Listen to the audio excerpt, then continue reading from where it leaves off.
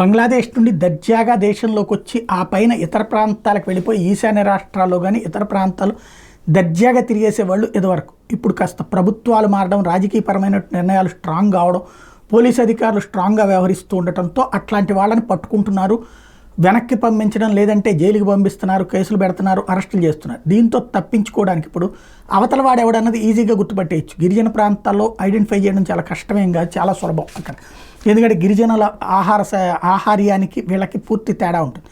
కాబట్టి వీళ్ళు ఇప్పుడు కొత్త అవతారాలు ఎత్తుతున్నారు. అది సాధువుల అవతారం. మొన్న మధ్యన చెప్పుకున్నాం, రోహింగ్యా వాళ్ళు సాధువుల అవతారం ఎత్తి తిరుగుతున్నారు అన్నట్టుంది. ఇప్పుడు తాజాగా మరొక చోట కూడా, అంటే ఇప్పటిదాకా అక్కడ అనుకున్నటువంటిది కాస్త ఇతర రాష్ట్రాలకు కూడా పాకిపోతూ ఉన్నటువంటి పరిస్థితి. ఇప్పుడు ఒరిస్సాలో తాజాగా ఒక సాధువు ప్రవర్తన మీద అనుమానం వచ్చినటువంటి పబ్లిక్ అతని దగ్గర అడిగితే, అతని దగ్గర ఆధార్ కార్డులోనేమో సాధువుకి హిందూ పేరుంది.